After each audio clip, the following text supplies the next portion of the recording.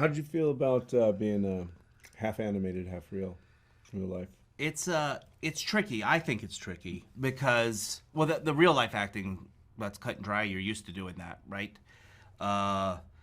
With the animation process in a real space, to me, there's a lot of questions. I just was asking questions like, how far away? You are a curious actor. How far away is Stitch at this moment? Do I need to project more? Is he 10 feet? Is he 20 feet away from me? Where in space is this? Like, I was asking these things because inflection and all that. So it's trickier to me to do animation acting, I think. Green screen acting, not that we even did that much. Mm-hmm. That's the hardest scene was the one where you had to like do it on that green screen. We were on the scooters or something. It's not good. I don't like those. Those are hard to do. Yeah. You're like, I just imagine this, and you're like, I feel so forced and. Yeah, and it's also you're sitting there and there's 50 people watching you, going like, and they're just staring, and they're like, maybe they'll write something down. But there's a comedy, like as a comedian, that instant feedback is what you're hopefully used to live. On a movie set, sometimes you don't get that. You get the crew checking their watch, or so you don't know if it's working. To add to Zach's stuff, I'm really more thankful for the animators that were able to pick up on our nuances as the characters that we're trying to build and portray, and they like incorporate that into the film. So half our performances are actually thanks to the animators rather than our performances. The genius of that hand-eye thing that artists do and can draw based on our movement. Like, for instance, whoever draws Homer Simpson when he does like a fall, like that's a genius to me. Yeah. That often when we talk about these movies is often not talked about, like the artists that do this, who did this. And they're always at the end credits. Yeah, small, but they're, to Billy's point, they did more than we did. I was working with 6-year-old Maia. I think a gift, and it reminds me how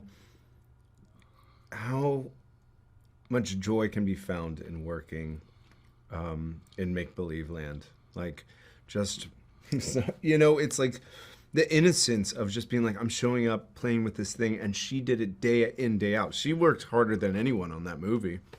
And to see her every day coming up with a big smile and a hug, and you'd be like, yeah, this is beautiful.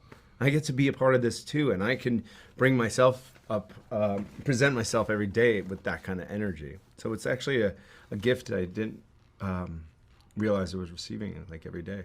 Yeah, I think to work with Maia, there was a special energy that she was putting out that, she was born with, and it's a beautiful thing. And I have a son that's Maia's age, and that age 6 is like the greatest age. She's now 8. My son has left home. He was hitchhiking. But I think that age and Maia is a real, I don't mean she's a star. She's a great human. And she's got a big future no matter what she does. What was it like filming in Hawaii and with a crew that was predominantly Hawaiian? Well, I don't know if Disney wants me to say this. We shot most of it at Epcot Center. The Hawaiian wing. Working with the locals in Hawaii on Lilo and Stitch was actually, I think it's nice to have a community come around you and support a story, and like if you could be authentic to their environment and their culture. It was like giving back every day in a weird way. It was a reciprocal kind of relationship. I don't think there's another state in the union that has such a glowing health as that culture dealing with family than Hawaii. The importance of that, we've kind of lost it, but we all come from cultures mostly where family was incredibly important. Here in America, it's individualism and John Wayne and whatever. But family, and that Hawaiian culture, I said it before, the other 49 states could learn from that. And speaking of family, the last question is, what is it like being part of the Disney family, and have you always been Disney fans? What's it like to be a part of the Disney family? I've done several Disney movies, and you know, when they work, they're really, really fun and special. You know, one of the benefits is that we get to go in the front of the line at Space Mountain, but only Space Mountain. Oh, that's the only one. And it's Space Mountain Paris. And who wants to go to France? To be a part of the Disney family, again, growing up, Disney's, has a legacy of just year after year after year, and to be a part of it, sounds so stupid. You wish upon a star, and it's like it kind of came true. I don't know. It's bringing it all together. I know, it really is this thing that was untangible, and now to be a part of the canon is kind of like, I don't know. It's a gift. I use this word all the time. It's a gift every time I get to be a part of it.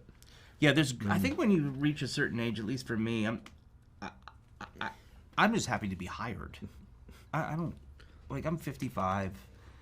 I'm still kind of working in this, but like it's a blessing to do what we do. Is it fun every time? No, but it's a job. But to tell a story, I remember watching the people that would come to the library and read to me as a kid, and the kids leaning in and listening and being raptured by, like, that's for us storytellers.